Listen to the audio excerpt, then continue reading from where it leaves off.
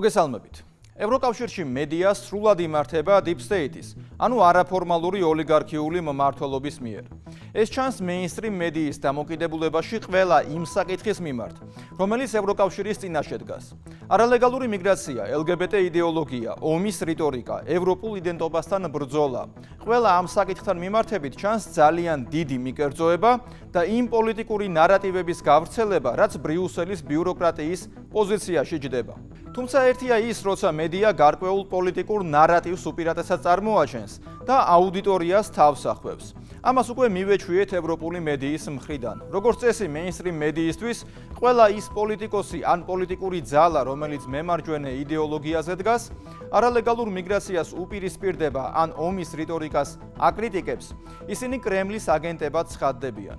თუ კრემლის აგენტებს არ დაარქმევენ, მაშინ რადიკალებს უწოდებენ, ფაშისტებად მოიხსენიებენ, რასიზმს აბრალებენ და ასე გრძელდება დაუსრულებლად.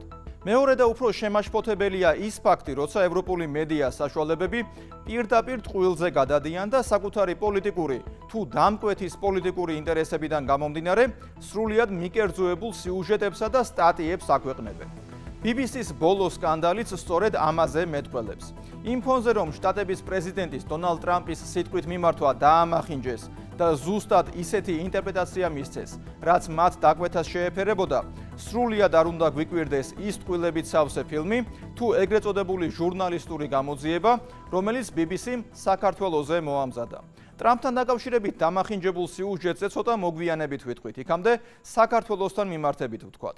როგორც ჩანს, ბრიუსელის ბიუროკრატიასა და ევროკრატებს ყელში ფხასავით აქვთ გაჩხერილი ის მოცემულობა, რომ ბოლო წლების განმავლობაში საქართველოში რევოლუციის ყველა მცდელობა ჩავარდა. არადა რომ იტყვიან ყველაფერი მოინდომეს და რა აღარ სცადეს საამისოდ. გავიხსენოთ, რომ ყოველწლიური რევოლუციის მცდელობები ჯერ კიდევ 2019 წლიდან დაიწყო, როდესაც პარლამენტის წინ აქცია გამართეს და მიზანი ღიად გამოაცხადეს. პარლამენტში შევარდნა და პარლამენტის შტურმი. ამის შემდეგ იყო საპარლამენტო არჩევნები 2020 წელს და პარლამენტში შესვლაზე უარის ფონზე რევოლუციის მოწყობის მცდელობები.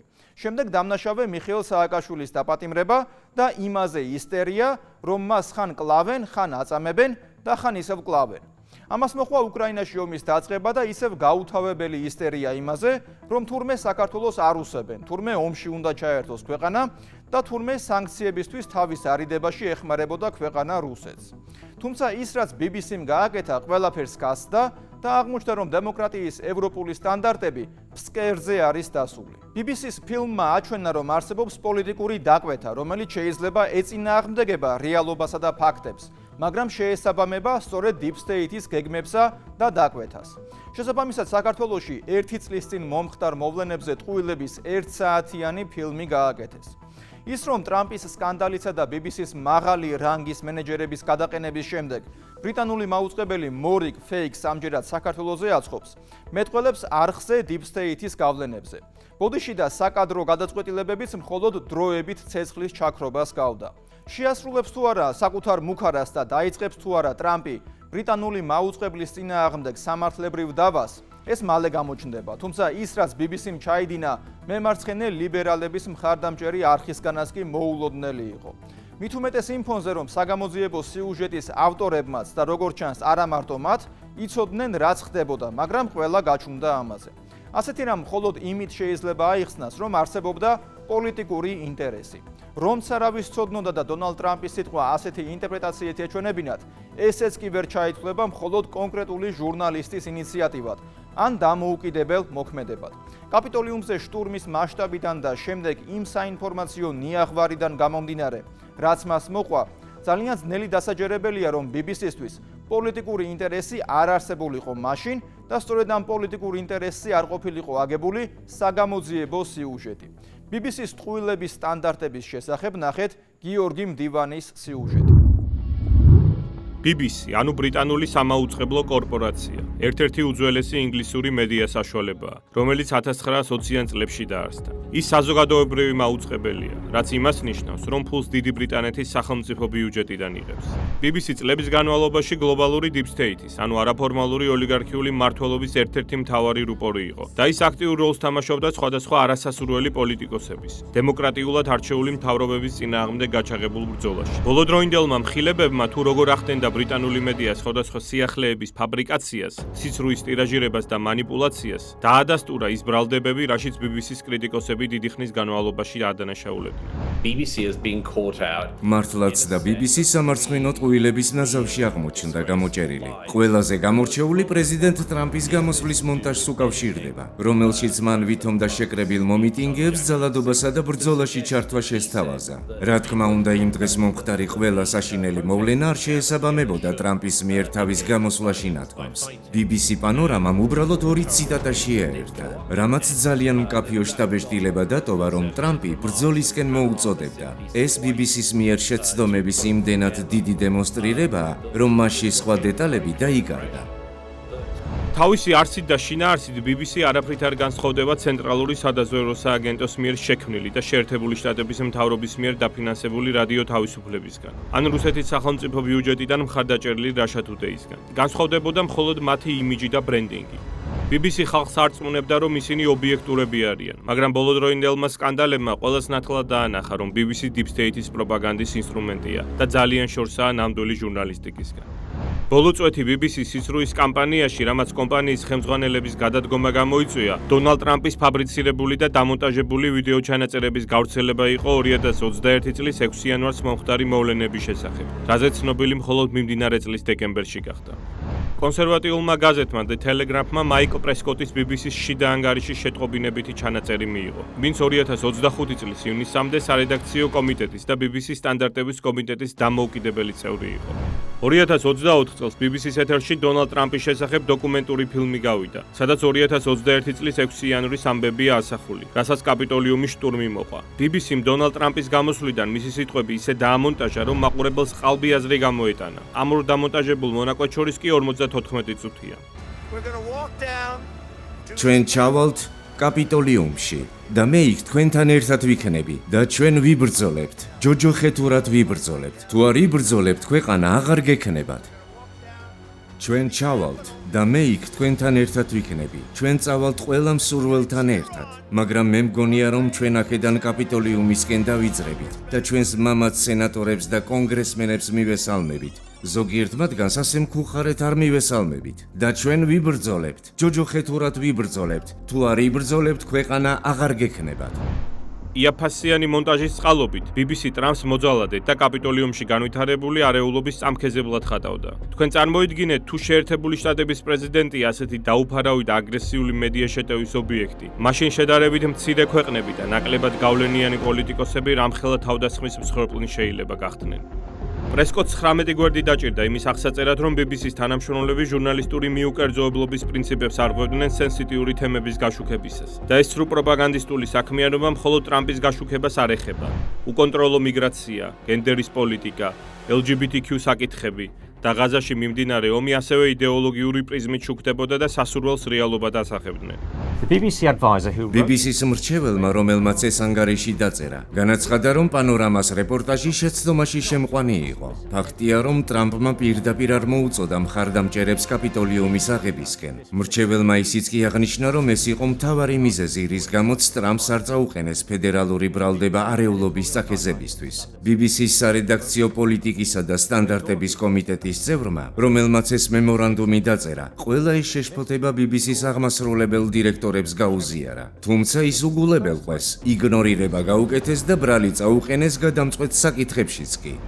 ეს იმაზე მიუთითებს, რომ BBC მიზანმიმართულად იყო დაკავებული პრეზიდენტ ტრამპის დისკრედიტაციის კამპანიით და ეს შემთხვევით გაპარული შეცდომა ან რიგითი თანამშრომლის თვითნებობა არ ყოფილა. BBC და მისი ხელმძღვანელები კარგად ათვითცნობიერებდნენ, რომ ისინი მავნებლობით იყვნენ დაკავებული. მათ ამაზე მიუთითეს, მაგრამ მათ აქეთ დასდეს ბრალი სარედაქციო კომიტეტის კეთილსინდისიერ თანამშრომელს.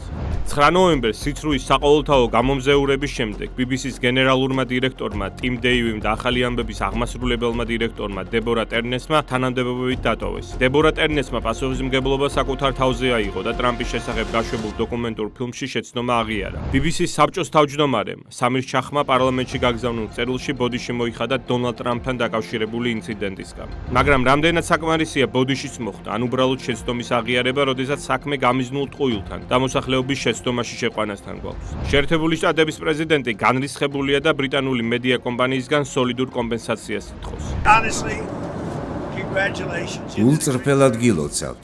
თქვენ დიდი სამსახური გაუწიეთ ბევრ ქვეყანას და ადამიანს, როდესაც გამოაშკარავეთ თუ რა არის ყალბი ამბები. BBC მიკადრა ის, რაზეც არავინ იფიქრებდა. მათ სინამდვილეში შეცვალეს ჩემი სიტყვები. ეს საშინელებაა. ჩვენ მათ ვუჩივლებთ. ჩვენ მათ ვუჩივლებთ და კომპენსაციას მოვითხოვთ 1-დან 5 მილიარდ დოლარამდე. პრესკოტის მსგავსად BBC ბევრმა მემარჯვენე პოლიტიკოსმა დაადანაშაულა манипуляციებში და პოლიტიკურ მიკერძოებულობაში. რეფორმის პარტიის ლიდერმა ნაიჯელ ფარაჯმა და ბრიტანელი კონსერვატორების ლიდერმა კემი ბადენოკმა ასევე ბრალი დასდეს BBC-ს სიცრუის ტირაჟირებაში და აღნიშნეს, რომ მედიამ საზოგადოების ნდობა დაკარგა. დიდი ბრიტანეთის ყოფილი პრემიერ-მინისტრი ლის ტრასი, რომელიც იქამდე Deep State-ის ნეგატიურ როლზე საუბრობდა ბრიტანულ პოლიტიკაში, ასევე BBC-ს ამხელს. And who want him to see the BBC. BBC-ში უზარმაზარი პრობლემებია, ისინი იტყუებოდნენ და ახლაც იტყუებიან. არა მხოლოდ ტრამპის შემთხვევაში, არამედ იმის გაშუქების დროსაც, რაც ბრიტანეთში ხდება. იქნება ეს მასობრივი მიგრაცია თუ ეკონომიკური პრობლემები. ისინი ყოველთვის მემარცხენეებისკენ არიან გადახრილნი და ბრიტანელ გადასახადის გადამხდელებს ამ ყალბი ინფორმაციისთვის გადახდა უწევთ. კონსერვატორებს შორის დიდი აღფრთოვანებაა იმის გამო, რომ პრეზიდენტი ტრამპი BBC-ს უპირისპირდება.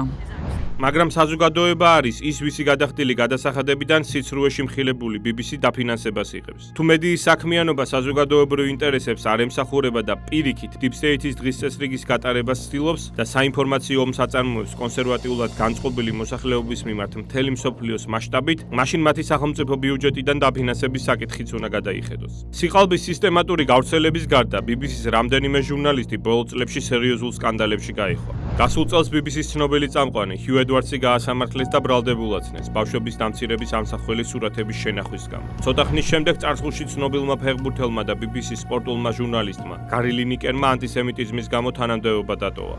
მოკლედ, ბოლო წლების განმავლობაში BBC-ს ძალიან ბევრი პრობლემა დაუგროვდა. ზოგიერთ თქვენგან შეიძლება გაუკვირდა BBC-ს გარშემო განვითარებული მოვლენები, ტრამპის მხილება და სიცრუის გამოაშკარავება. მაგრამ ეს პირველი შემთხვევა არაა, როდესაც მედია კომპანია სიცრუის ტირაჟირებას ახდენს. 2003 წელს, სანამ დასავლური კოალიცია ერაყში შეიჭრებოდა, BBC Deep State-ის საინფორმაციო კამპანიაში იყო ჩართული და ერაყში შეჭრისთვის საზოგადოებრივ ასრს ამზადებდა. ხშირად აშუქებდა ერაყში ეგრეთ წოდებული ქიმიური იარაღის თემას. როგორც მოგვიანებით გაირკვა, ეს სიცრუის დიდი კამპანია იყო, რადგანაც ერაყში ქიმიური იარაღი ვერ აღმოაჩინეს. ამის გარდა BBC აქტიურადაა ჩართული ბრიტანეთის მთავრობის მიერ მიღებული დირექტივების შესრულებაში. ეს უკანასკნელი კი, როგორც მოგეხსენებათ, Deep State-ის მიერ იმართება. 2021 წლის თებერვალში ამერიკული დამოუკიდებელი საინფორმაციო პორტალის The Grey Zone-ის დამფუძნებელმა მაქს ბლუმენტალმა ვრცელი კვლევა გამოაქვეყნა, რომლის თანახმად ბრიტანეთის საგარეო საქმეთა სამინისტრო Reuters-ის, BBC-ს, Bellingcat-ის დაფინანსებას ახდენდა საიდუმლო პროგრამების შესრულების მიზნით, რომლის მიზანი სხვადასხვა ქვეყნებში ხელისუფლების ცვლილება და სხვა ქვეყნების გავლენის შემცირება იყო აღმოსავლეთ ევროპაში და ცენტრალურ აზიაში. დიდი ბრიტანეთის საგარეო საქმეთა სამინისტრო BBC-ს და სხვა მედია საშუალებებს საკუთარი მიზნებისთვის იყენებდა როგორც უბრალო ინსტრუმენტს. ამის შესახებ მოწმობს The Grey Zone-ის დეტალური ანგარიში. თავისუფალი მედიის საფარქვეში ბრიტანეთის ხელისუფლებამ მხარდაჭერის, მომზადების, ქცევის შეცვლის და ჟურნალისტების ქსელის შექმნის პროგრამების რეალიზებას ახდენდა. სხვა ქვეყნებში საკუთარი message box-ის და Deep State-ის პოლიტიკური დღესასწრიგის გავრცელების მიზნით. ყოველივე ზემოაღნიშნული შეფუთვა კარგად ნაცნობი პოლიტიკური ტერმინებით ხდებოდა. ბრძოლა ექსტრემიზმის, რუსული პროპაგანდის და fake news-ების წინააღმდეგ. ანუ BBC-ს საკუთარი გავლენის აგენტების მთელი ქსელი ჰქონდა პოლიტიკური მიზნების მისაღწევად და ყველანაირ მედია სტანდარტს ფეხქვეშ თელავდა. ეს მხილება ცხადყოფს, რომ მაშინ, როდესაც პარლამენტის წევრები რუსეთს აკრიტიკებდნენ, ბრიტანელი აგენტები BBC-ში და Reuters-ში ზუსტად იმავე ტაქტიკას იყენებდნენ, რასაც მოსკოვი. ამ ყველაფრის გააზრების შემდეგ უკვე ძალიან მარტივია იმ კითხვაზე პასუხის გაცემა, თუ რატომ უტევს BBC საქართველოს დემოკრატიულად არჩეულ ხელისუფლებას ყოველგვარი მტკიცებულებების და კვლევის გარეშე. ესეც უბრალო შეცდომაა, როგორც ტრამპის ვიდეო გამოსვლის ფაბრიკაცია თუ Deep State-დან მიღებული დავალება. BBC-მ, ისევე როგორც CNN-მა, რადიო თავისუფლებამ და უამრავმა სხვა მეინსტრიმულმა მედია საშუალებამ უკვე დიდი ხანია დაივიწყა ობიექტური ჟურნალისტიკის სტანდარტი. ისინი არაფორმალური ოლიგარქიული მმართველობის მედია სააგენტოებად იქცნენ. ხან სპეცსამსახურებისგან იღებენ დავალებას, ხან სხვადასხვა სამინისტროებისგან. ჟურნალისტური ეთიკა და ფაქტოლოგია მათ აღარ ადარდებთ. მთავარია Deep State-ის გეგმის შესრულება და საინფორმაციო ომის წარმოება. Fake news-ი, ყალბი ამბების გამავრცელებელი. ასეთი აღნიშვნა შეგიძლიათ გაუკეთოთ BBC-ს თქვენს გონებაში ან საძიებოებში. ტრამპის ადმინისტრაციამ ეს უკვე გააკეთა. თეთრი სახლის ოფიციალურ ვებგვერდზე სირცხვილის დარბაზის პორტალი გამოჩნდა. ყალბი ამბების გავრცელებაში შემჩნეული მედიების არასრული ჩამონათვალი. BBC-ს გამსახურებული ადგილი უკავია. დღეს BBC-ს სიცრუის სტანდარტი და დეზინფორმაციული კამპანიები მრავლდება და უკვე ისეთ სახეს იღებს, რაც წლების წინ წარმოუდგენელი იქნებოდა. ფაქტი კი ის არის, რომ დასავლური სტრუქტურების, მედიებისა და მთლიანობაში ევროპული სტანდარტების უკუსვლასა და ნიველირებაში ისევ ეს სტრუქტურები თამაშობენ ყველაზე დიდ როლს. სწორედ აქ ჩანს, რომ დღეს ევროკავშირი Deep State-ის, ანუ არაფორმალური ოლიგარქიული მმართველობის მარიონეტებით იმართება. მე იოანე შაეშმელაშვილი ვარ. კვირაში 4 ჯერ 21 საათსა და 15 წუთზე. უყურეთ ევროკრატიას.